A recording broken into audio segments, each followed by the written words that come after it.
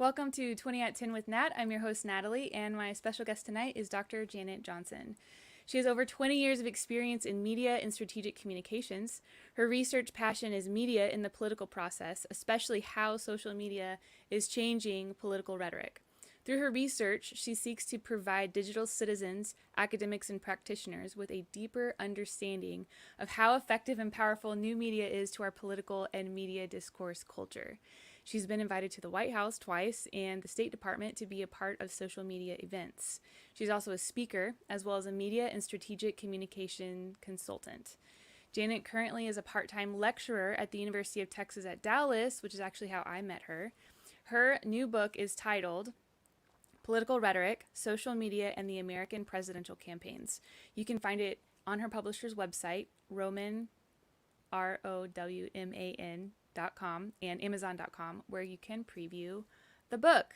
Please put your hands together for Dr. Janet Johnson. Hi, Natalie. Hello. Thank you for joining Hi. me. Well, thanks for asking. Yeah, it's so good to see you. I can see you on my Yes. computer, but not in my camera. And I'm so honored that you would stay up late with me, take the time, and hang out for a few minutes and reminisce about UT Dallas. Oh, yeah. Well, at first I thought, oh, she must have run out of gas. She asked me. No, I So, have a list of I have a running list of 100 people that I want to ask. yeah. So I don't know. I don't know. And you find the most interesting people. Cool. I Like, do appreciate that. yeah, it's really fun to watch your show.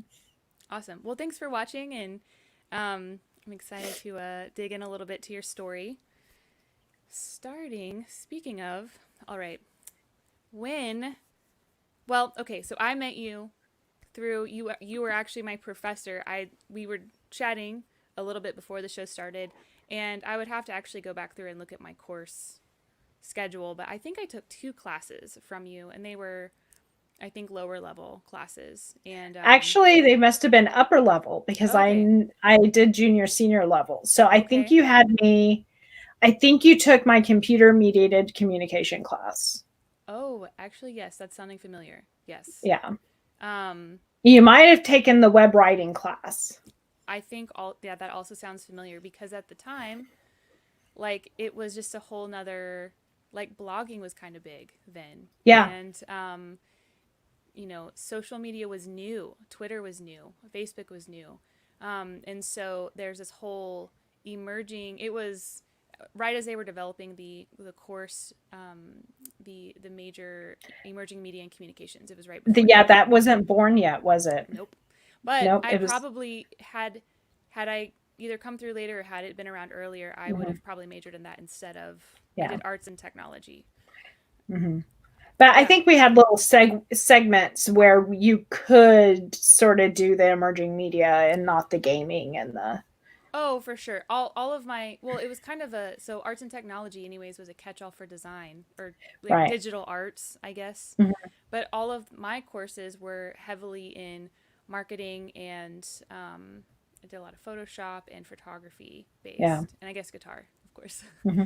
So it was cool because I felt like you could kind of not create your own, but kind of you could create your Yeah, you own could. Yeah, specialization. you could have. Yeah. Yeah, so it was So cool. I'm glad I met you, and was. I enjoyed you as a professor. I remembered you, and Oh, we were friends on Facebook, and I've tangentially like kind of followed you on Facebook since then, just like your story. yeah. I think we followed each other for the longest time, for years now. Yeah. And I like doing that. You see, and I don't follow all my students.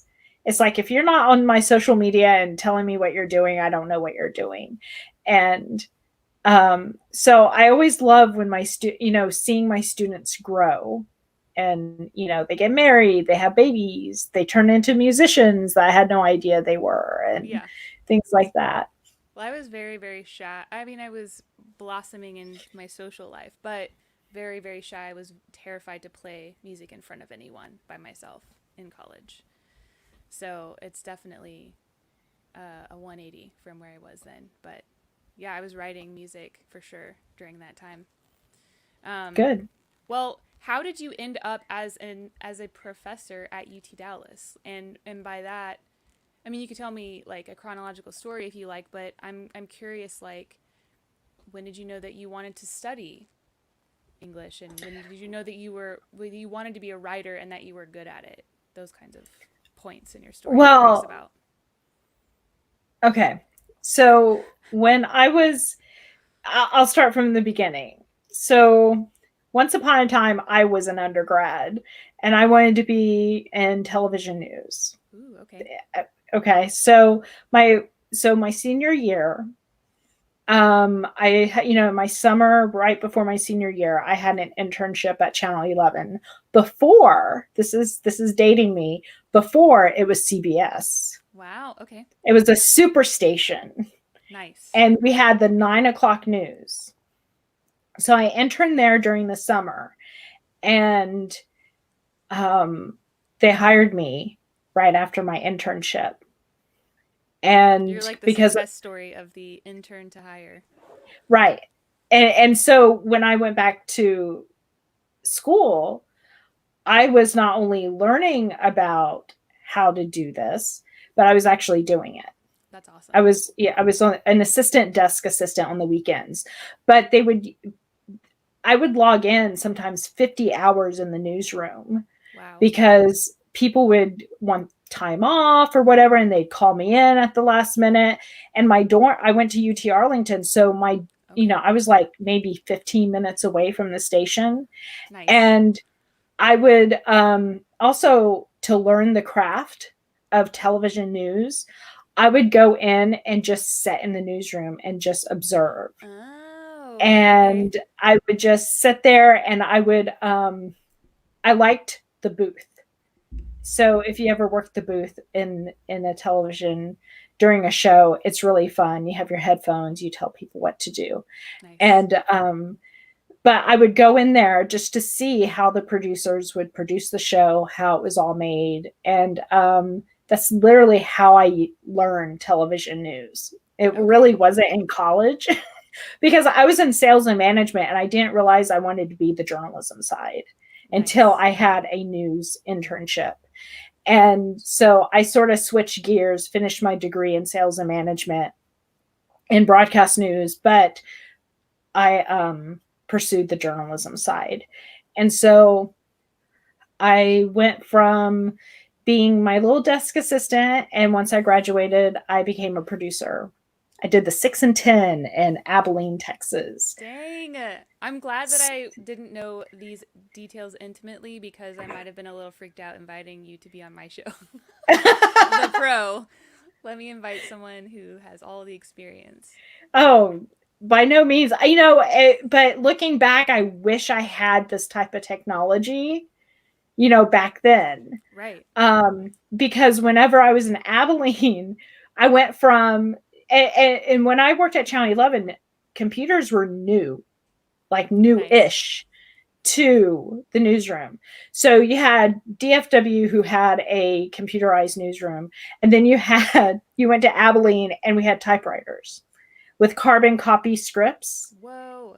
And not only that, one time I had to run teleprompter, and it was a conveyor belt, and you had to lay all the scripts out and make sure the scripts didn't blow off the conveyor belt, and there was a camera that hung down so that they could read. And it was like so ancient. It was so ancient technology. And this is like 95, 96. Wow. This is 96. And it's not that long ago. It's not that long ago. That was the technology being used. That's crazy. Okay, and I can't believe they couldn't have invested in a computer system.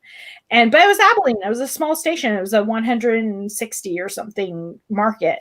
But it acted larger than what you thought you were in, because they called it the pig country for a reason, because it was a big country. But that was my first foray into television news, and then I moved elsewhere, and I got sick of it. I didn't like the stress. The larger the market, the higher the stress. But I really do think that in my heart of hearts, I wanted to be talent and not the producer.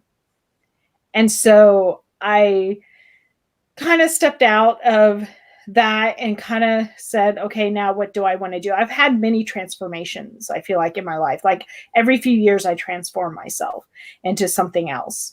And Seems I like ended up, that go ahead. that just that saying that alone is kind of profound, and I think just a life lesson for everybody. Like if we're Yeah. not becoming and continuing to become, we won't survive. Yeah. Keep going. Right. Yeah. Yeah. You just, what you Transforming. are. Yeah. If you think you're going to college for one thing, no, You're going for you're a hundred going to things. be, yeah, you're going to be many things in this life, and it's okay. You don't have to stick to that college degree.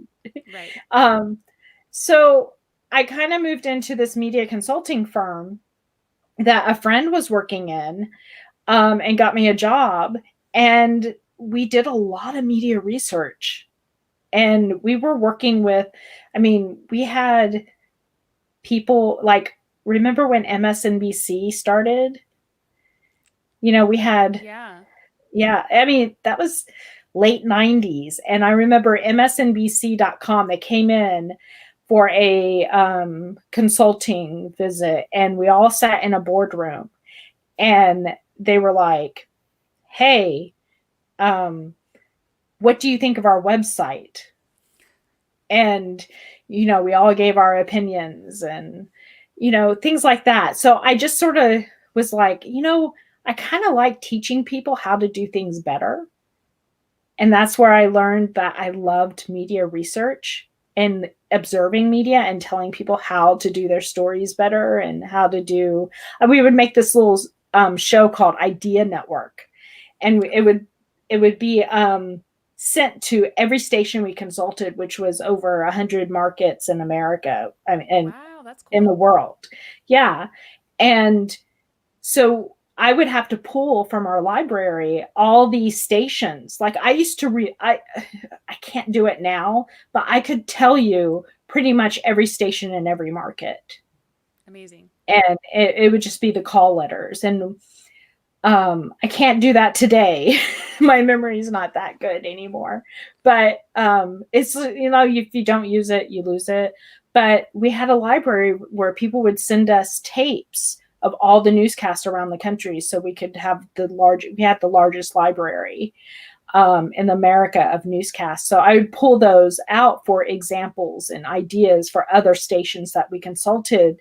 And it just kind of made me want to go to grad school. And so I got my master's in journalism. And then I went on, and I ended up with a rhetoric degree Nice. at TWU for my PhD. And people say, why did you get a rhetoric degree? And I always say, well, if you're going to study journalism and you want to study the message, where would you don't get another communication degree.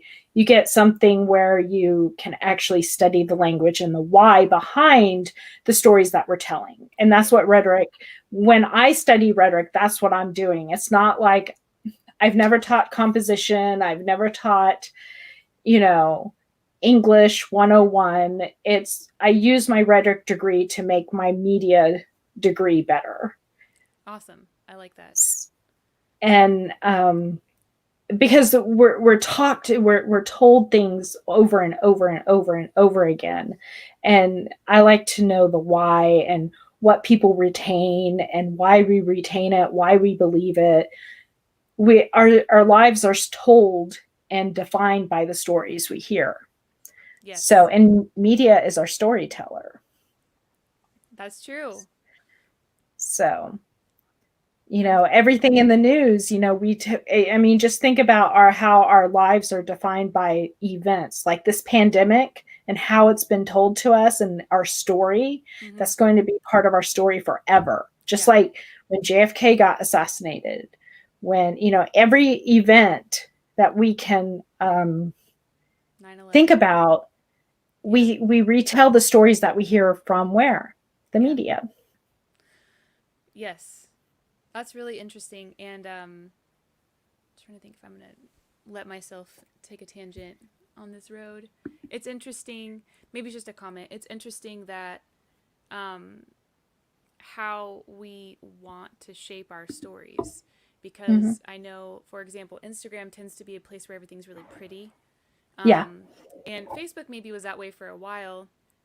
Um, but Instagram, since it's so visual, it's not, you don't do just a written post, like it's an Right. image, it's image based. And so, like branding, I've been aware of the word branding so much more Mhm. now because of Instagram. And it's interesting just to see what people choose to put on social media, because like a lot of times, like you don't know all the problems that someone has if you look at their social media. Right. And so it's I'm just commenting on like it's been a question in the back of my mind as a person, a musician with a public profile on Instagram, riding that line between um, having to look good or feeling like I have to look good, and then also trying to be authentic. And like, Right. what does that look like? Because you can overshare, Oh yeah, you can and then it's there overshare, forever.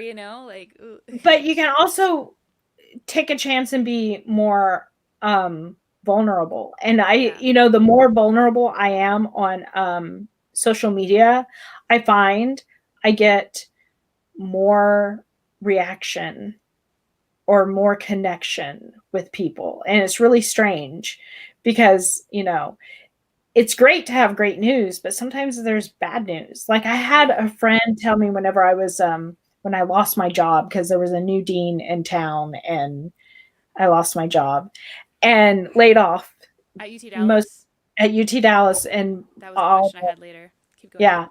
Um but where was I going with this? Oh, she told me don't put this on social media. And I go, "Why? It's part of my life.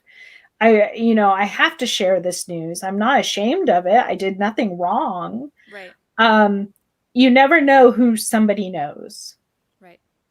and that's the power of social media. So So did you put it online or not? I did put it online eventually because I don't think that my life. I mean, I think that you can have because I guess did you you can. agree with her? That was my question. I did not agree with her because I am such an open person. One of the biggest compliments I've ever had was that, "Oh, you're just like who you are online." Yeah, that's a great compliment. And that to me is that's what I want to achieve is that I don't want to mislead people thinking that I have this great life and this great, whereas I have struggles just like everybody else, you know. Yeah, And I'm not going to pretend that I'm not sad. I'm not going to pretend sometimes that, you know, but I think that you have to pick and choose what you share and how you share it for and sure. make it more like maybe you're feeling this way too. Maybe we can motivate each other, or maybe we can inspire each other and make it more like those kind of posts, not so much the, oversharing type of. Yeah, I would agree. And I there was a I did a great purge on Instagram after a while because I was following a bunch of beautiful profiles and realized that they ended up just making me feel bad about myself and what I didn't have. And so I decided I needed to just take out anyone that made me feel bad about myself Yeah. and then focus on profiles that when I engage with that profile, that brings me joy. I don't want to say like makes Hmm. me happy, but like it's more encouraging and fulfilling to engage with this company or this person. Right. Yeah, Well, I mean, and I think that's what a lot of people don't know. They have so much control over their timelines. Like, why are you putting up with crap that you're complaining about? Get rid of them. yeah. Just get rid of them and you'll be happy. It's okay to let people go offline, Yeah, or just online, unfollow. or Like you can still, yeah, unfollow. yeah. Well, I'm on Facebook where you can still be friends with a person, but you're Right. unfollowing their And content. yeah, you don't have to unfriend them. Just take them out of your timeline. Yeah. Also, Just, while I'm thinking about it, we have a couple people tuning in: Sean, Steve, Corey, I see my friend Leo. Alicia. Yeah, hi everyone. Joanna's here. She had a comment. We were talking about Facebook versus Instagram. she said Instagram also makes it difficult to share random junk thoughtlessly. It does. It's a little harder than Facebook. Yeah. You know, the one thing I like about Instagram is like you can see snippets of people's lives. And just like a little snippet. And my favorite thing to do is every November is to post a picture of for 30 days on what I'm thankful for.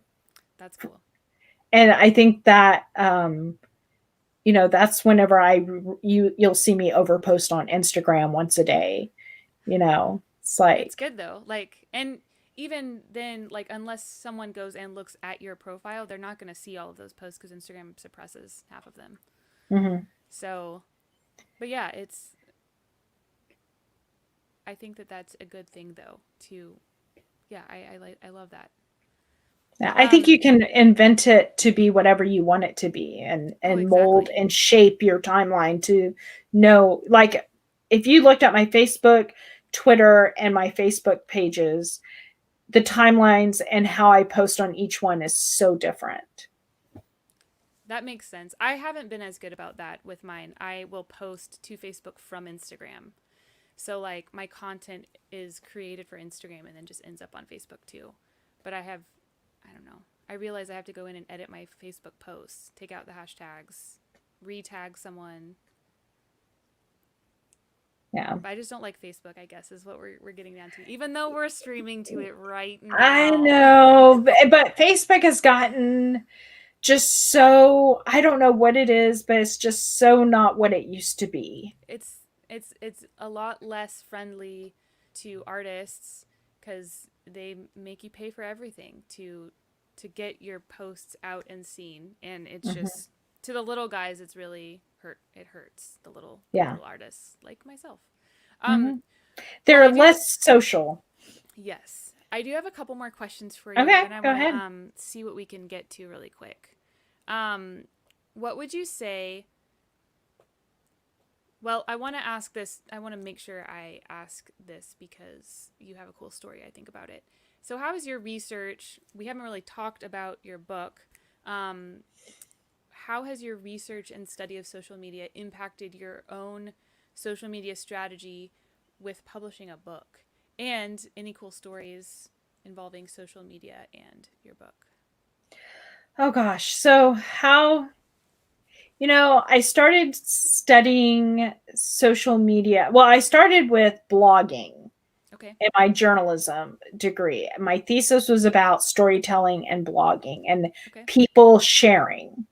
And it was really, I was studying what was to come, really. Right. And if it was journalism, you know, there was a lot of talk about citizen journalism. And at the time, people were like, oh, these people are breaking stories. And no, they're just telling their stories.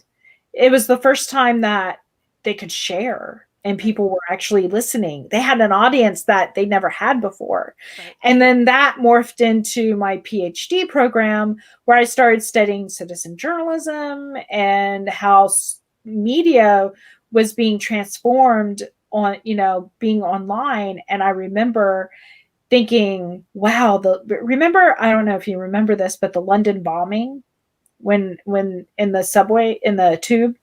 Yeah. And I remember it was the first time that we had video from citizens from their phones. And so it was the first time we saw the chaos. It wasn't the journalists leaving, you know, arriving after something happened. Right. We saw it while it was happening. Right.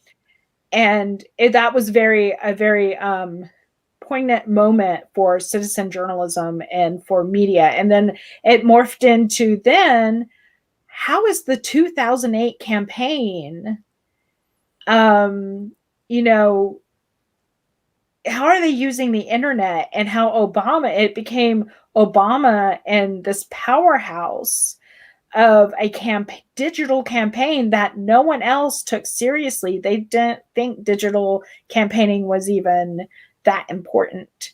And then all of a sudden that this one candidate started transforming how we saw how politicians can talk and can transform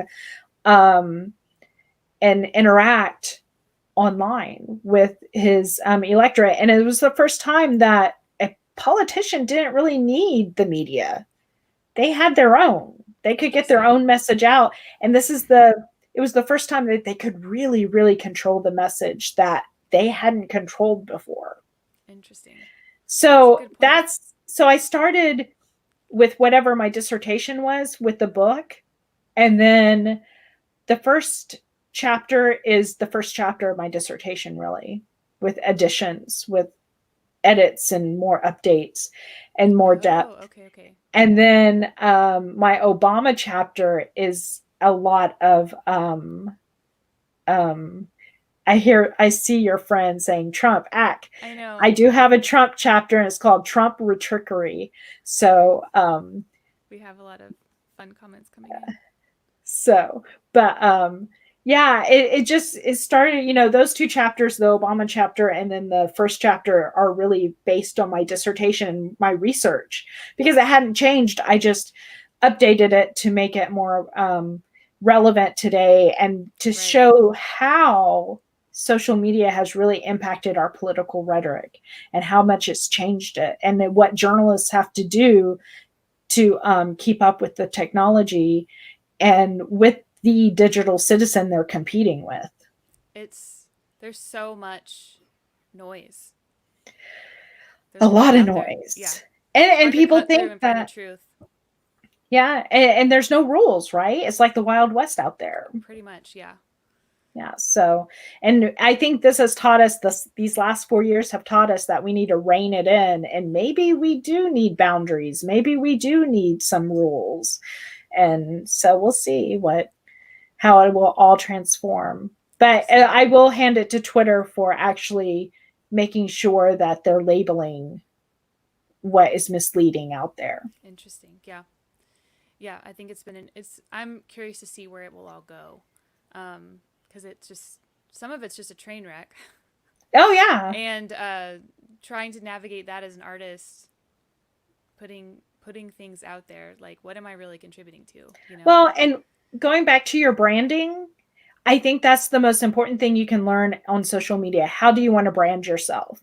Right. And everyone's like, your brand is at Janet News, because I use that for pretty much everything. Right. And, you know, how do you want to see yourself? How do you want others to see yourself, see you? You know, on Twitter, I'm the expert. On Facebook, I'm your friend. On Instagram, I'm a little bit of everything, you know, the visual side. But on Twitter, you know, I try to stick to being the expert to try to help you navigate what's out there and what you're seeing on Twitter. Interesting.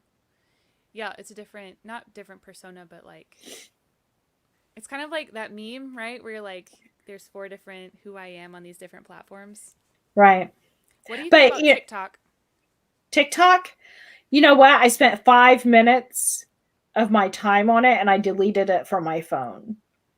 But I will say, I like watching the TikTok videos like on Twitter or whatever, because it's like curated. Like, I see the best of the best. Yeah. I think that it's a fun thing for people to create. If you're, you know, kind of why like America's Funniest Home Videos too. But yeah. But why be a consumer when you can be a participant and a creator? Yeah. Yeah. And it's gotten a lot of people to really think out of the box. Yeah, it's been fun to watch and see the creativity of humans. Yeah. And we're real. And why is I want to know why TikTok is so much better than, what was that other one? Vine. Because Vine was similar. Right. It was short little snippets. Might have been limited. So is it 15 seconds or was it like 5 seconds? It was like, it was really limited. Short. And TikTok, I've noticed, will allow you to create a longer video or upload a video that's longer than 15 seconds, which is interesting.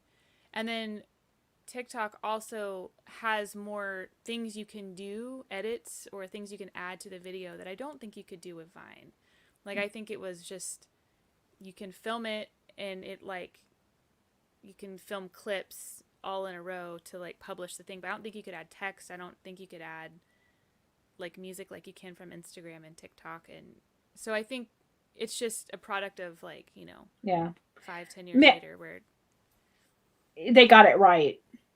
There's always that first, like, you know, MySpace, and then that didn't work out. So we got Facebook, and then, you know, yeah, it just sort of morphs into and evolves. yeah, as it should, I guess. We all always should be evolving and pivoting as the buzzword of 2020.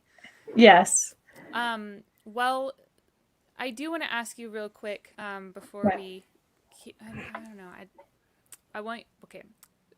I always ask my guests about an early moment in their lives when they remember being impacted by music. Um, because, and I guess I haven't maybe verbalized it. I verbalized it to you before the show started, but I don't know that I verbalized it on the show. That one thing I love about music is that it brings people together. And it's kind of this universal, I mean, it's like the language of heaven. It's this universal thing that like it bridges cultures, it overcomes barriers of language, and and two people on whatever party they side with in an election may love the same song, and I think it's beautiful. So I'm curious, That's true. what's one of your first experiences that you remember, like either hearing a song and just like your mind being blown, or like maybe a song takes you back to a really special moment? I'm just curious what comes to mind. Oh gosh, you know, I started thinking about um oh goodness. Remember how I told you my problem with the thing popping up? But I don't want to say Siri's name because Yeah. it keeps popping up. Anyway, I when I was a kid, we used to have one of those furniture pieces with, Mm-hmm. you know, the record player, the Yeah. radio, and it was like a huge, it was a console type of furniture, and my mom would have it on all the time. Like, I don't remember a time when the radio was not playing. That's beautiful. And I would sit there and I had a little 40, you know, I had my little 45 collection, you know, Yeah. and it was, I had this one, you know, this one record. I don't know if it was my sister's or what, or my dad, you know, my parents, but it was a 45, and see the little doggy in the window, you know. Okay. I know that song, actually. Yeah, it's like I forget even the song, but I remember listening to that. I remember listening, and that's a How weird much was the memory. doggy in the window? Yeah, how That much was one? that doggy in the window? And I must have been maybe 5 or 6. You know, I just remember being in that living room and always having that radio on, and there was always music playing, and of course you know, it was always country because we lived in the Rio Grande Valley, and there Nice. was always, you know, but you know, as I grew up in music, I remember moving to New Jersey from the Rio Grande Valley. Culture shock. That meant I was introduced to new music. So I was in, you know, we were an hour outside of New York City. Dang. And um and I just remember growing up in that 80s pop, listening to the radio and trying to record the song on my little, you know, boombox, and trying to catch the song, Uh-huh. and you know, just and having that favorite song that you just played over and Yes. over and Yes. over. It could be Madonna, it could have been Bruce Springsteen, it could have been Bon Jovi at the time, it could have been so many people. Huey Right. Lewis and the News I loved, but I just remember always, you know. But I think one of the best musical experiences, concerts that I ever went to, was a Garth Brooks concert in Amarillo, and I won Oh, tickets in my station, that's awesome. and and it was, he was late because the seating was falling down, so he was fixing it. So we had to wait for a couple of hours before we got in the stadium. So he played like an extra hour. Well, my sister flew in for the concert, and we made it down to like the third row, and was standing on stairs singing Jimmy Buffett songs with Garth Brooks, you know? And so I think that Wow. it's just one of those moments where you're going, is this real? That's amazing. It's Yeah. like, you know, when an artist like fixes your stadium seats and also decides, I'm going to give you extra time, extra Yeah. music, we're just going to play whatever comes to mind. Nice. And you end up on a chair and no one really bothers you because you're not really supposed to be down there. So, That's amazing. That's really anyway. awesome. I've heard so many cool stories about him too. Just being awesome like that. Um, okay, I think we need to move on. Even though I have more questions, I'm always surprised at how many. I think I don't have enough questions, and then I don't have time for them all. Yeah. Um, okay, these are random questions from a little board game Okay. I have. Have you ever been evacuated? Evacuated? Have I ever been evacuated? Other than a fire drill, no. But I will tell you that one time my aunt called Mm-hmm. and she goes, your house is on the news. I go, what? And she goes, I'm watching your neighborhood on the news and they're showing your house. And I go, okay, what's going on? They evacuated everyone. There was a gas leak down, and they didn't have to evacuate us, but everyone else had. And I was like, wait a minute, we were home. We should be not here. But I couldn't leave the area. So I couldn't evacuate. They wouldn't let me leave.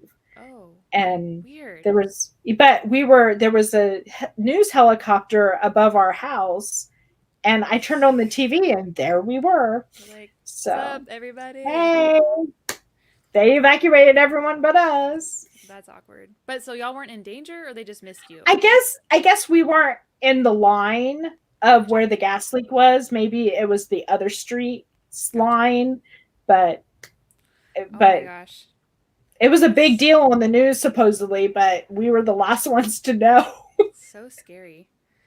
Um, well, I think I'm gonna let that be. That was a great story. I love it. Um, do you have a question for me? Oh, yes. I wanted to know this. Okay. Are you where? See, I wrote it down. See, I was prepared. Nice. Are you where you thought you'd be after college? Oh, that's a really great question. Did Absolutely you not. expect to be here? Well, Well, asking of after course, here. I'm 2020. not saying, did you expect to be dead or anything? No, I know By what you no meant. means. Well, it's funny that you're asking that, mid-pandemic because no one saw that coming. But I think I fully expected in college. I still had a lot of assumptions about my life that I hadn't really realized. I guess it was like an unspoken assumption, Mm-hmm. expectation that I would relive or reiterate my parents' lives. And so they met in college, they got married right after graduation, and they started having a family. And so I kind of assumed I would do the same thing. So I definitely thought by like 5 years after college, I would have met and married and started having children. Yeah. Um, and I think that was yeah, my like. I'm surprised I'm not married and have children. And it's weird. Like I'm not complaining. It's just like an interesting. Like I almost dropped out of. I didn't even want to finish school my freshman year. I was a math major and I hated it, and that was part of it. But I also was like, I just want to be a wife and a mom. Like, why do I need to be here? Like, this is so it was so hard and like kind of horrible at the time. and I was that's the like, story that I was told, that you just, you're going to go to college, but you'll probably end up married with kids. And but I ended up having these dreams and having people tell me I could pursue anything I wanted, and family and a husband and all that I never pursued. I pursued the career yeah. and I pursued my goals.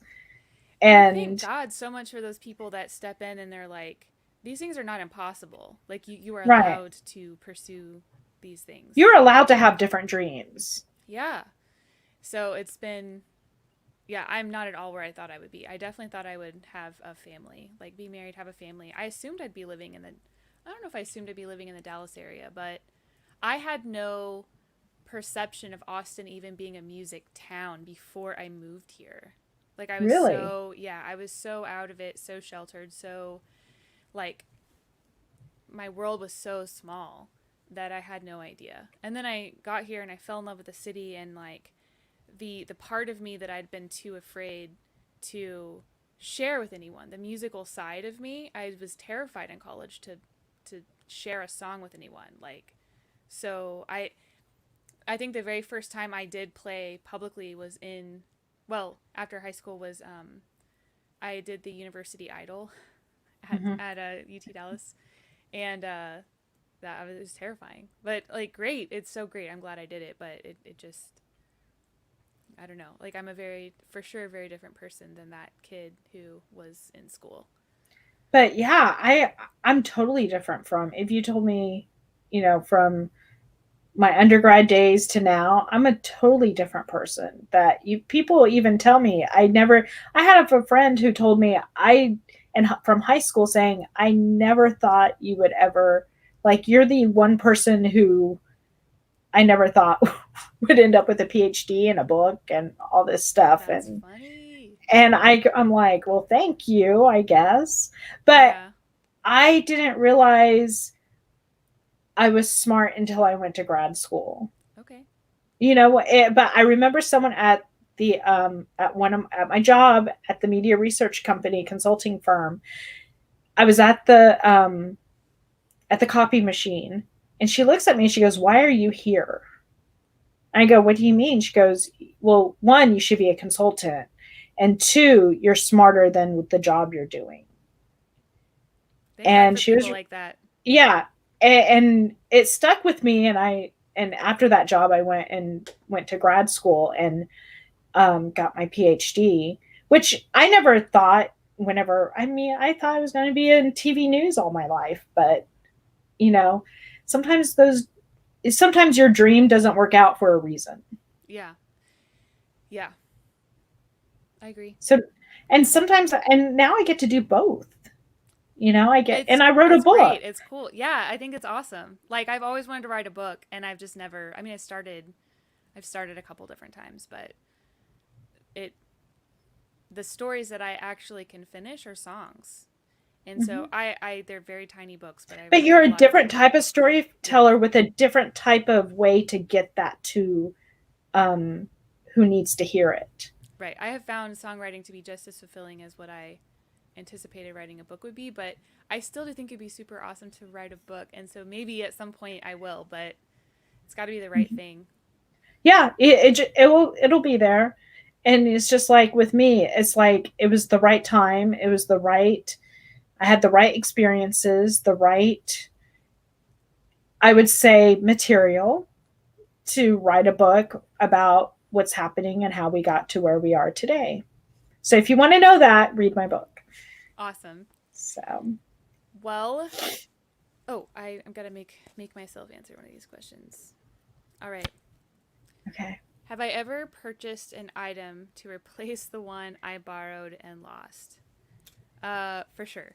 Um, but also, hi Ken. I saw you pop in earlier and I forgot to say hi. He's right. You should write a book of short stories.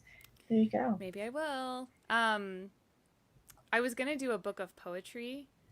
Oh, nice. After my last significant breakup, that was my rebound. Is like I put together like 70 to 100 poems, and maybe not that many, but it sounded good to say. And I didn't end up. I thought I was a poet, and then I sent it out to several editor friends, and they all had like the same feedback, and it was like, "Show, don't tell." And I was like, "Wait, what?" And it's just like I realized, songwriting is not the same thing as writing poetry. Also, I need to get better at this. So I did not publish a book of poetry, but it could be something different like that. Um, I can't remember a thing specifically that I've replaced for one that I borrowed or lost. I've broken things though, like Mm-hmm. blenders. I've dropped blenders and replaced them, put Yeah, them I away, mean, things like that. I'm usually pretty careful when I borrow someone's belongings. I am very careful with it, treat it even better than my own things. But there was one time though that I borrowed someone's Fry boots, and they were like really Oh. nice, and they were like they're like knee-high boots, Hmm. and I borrowed them for like a Halloween costume or something. And uh our condo nearly burned down. The building next to ours caught fire, and so I awoke really early on a Sunday morning to like all of this happening, and like, people are always like, "What are you gonna grab in a fire?" Like, I grabbed the things I was borrowing and put them in my car. Like, I was like, I'm not. If I lose my stuff, like, I just don't want to lose someone else's stuff. So it's like, Yeah. but that's funny that the Always first thing bring I back. grabbed was her Fry boots. Oh my gosh. Yeah. Always bring it back better than what you took it. Right, or not burned to the Or ground. don't burn it. Yeah. Don't burn the boots. I also grabbed like my guitar and like my laptop and my camera, but it wasn't. We had time. We had a few minutes to like, and I don't know. And our building was fine, but it just was like that surreal moment of like, what are you gonna grab? It was not clothing. I did not go and grab. I like touched it all in my closet. I'm like, you've all been really good to me. You might not be here when I come back. Thank you. And then I left. It was like, oh my gosh, like, I just left my entire closet. But I knew like the things I couldn't replace were like my photography at the time, and Right. my guitar and my laptop, like things I needed to work and make money. I took those things with me. Yeah. Um. Okay. Well, this is the part where this is the truth time. You gave me a prompt to choose a song.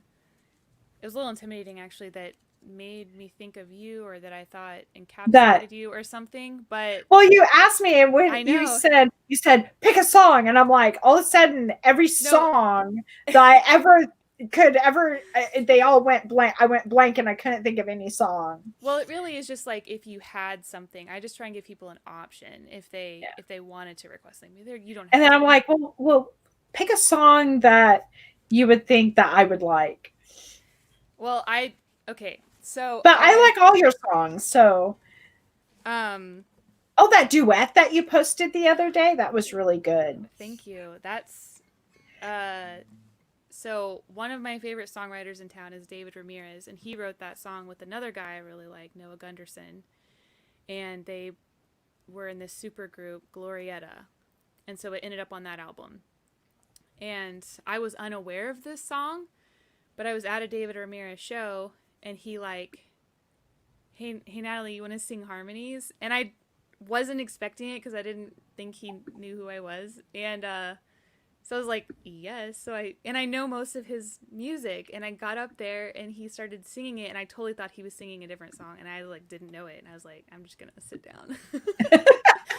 But it was a great song to like learn. It made me feel better about like forgetting it that first time, is learning it and doing it as a duet. A long distance duet has been a fun thing I've been doing during COVID. But anyways, thank you. This song is okay. Maybe I'll give you a choice just based on content. Okay. See what sparks your interest. One song is about distraction addiction, and the other one is about me visualizing, like, it's called What We Daydream Now. That's the second one, and it's about What We these Daydream times. Now. Okay. I like that. I like I like that theme. I don't want to be distracted. Okay. Well, it's not like, yeah. Anyways, this is a song I wrote with a guy, Zach Berkman, out of Nashville, and that was the conversation. I was like, it's funny what we daydream now, and I said it in 2020. I said it just randomly in a text to someone, and I'm like, I like that. I think I could write a song about that. So, we did not sound check the song earlier, so I mean, y'all can tell me something in the comments, and I might see it and adjust accordingly. But this is how it's gonna be, I guess. Can you hear okay? Mm-hmm. Do you want to stay on the screen, or are you uncomfortable? Like, I'm performing for you. So Do you want me to hold up a lighter? I mean, I can sway and put a lighter You can. up. Uh, some people are uncomfortable staying on the screen, but seeing you means I'm performing to you. So I Well, forgot to. it doesn't matter to Okay, me. all right. Well, then I'll leave you up. Your friendly face. I appreciate it.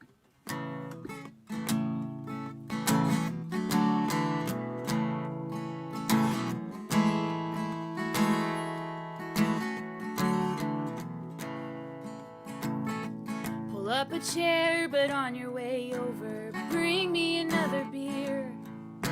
It's fine, cause I ain't driving. Everybody's coming over here. Nobody's going, nobody leaves till we pass around the guitar. And when the sun burns out over this town, we'll be wishing on the shooting stars, staying up too late, smiling as the fire dies down, and I can see your face. Funny what we daydream now.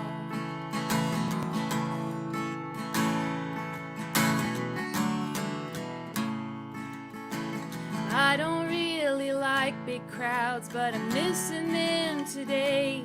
I miss the heat on the street and the sound of the beat of the music playing. I never longed for the open road till I couldn't leave my home. And I'd even be fine just standing in line if I had anywhere to go. Trying on a sunburn, spending like we don't run out. Never any concerns. Funny what we daydream now. What we daydream now. What we daydream now. Cutting holes in all the things I used to complain about, 'cause they don't seem to matter much now. When this is over, you'll come over, and we won't think twice. We'll be glad we can say remember when, and isn't this nice? Staying up too late, smiling as the fire dies down, and I can see your face. Funny what we daydream now. What we daydream now. What we daydream now. Staying up too late, smiling as the fire dies down. I wanna see your face. Funny what I daydream now. Yay! You're so good. Thanks. Well, that's definitely been my daydream the entire pandemic, is that scene, that situation, people in a backyard around a little fire. Oh, yes. Swapping songs, yeah. Just seeing people, being together Without a again. mask, yeah. Thanks, Yes. everybody.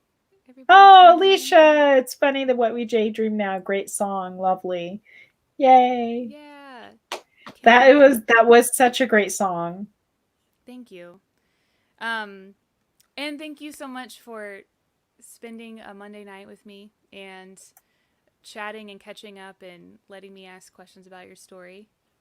Well, I hope it was interesting enough. I mean, I think it's interesting. I found out things I didn't know. I appreciate it. So, well, thank you for asking me. This has been fun. I'm glad. Everyone tuning in, this will stay up on Facebook for a little bit, and it will live eventually forever on YouTube is the plan. And I think it disappears on Twitch immediately. But thank you, everyone, for tuning in, and definitely go follow Janet on all the socials. And yeah, thanks, Alicia. If you have any other questions, feel free to shoot either of us a message. Yeah. And let's make 2021 a really great year. Let's make those daydreams come true. Yes, absolutely.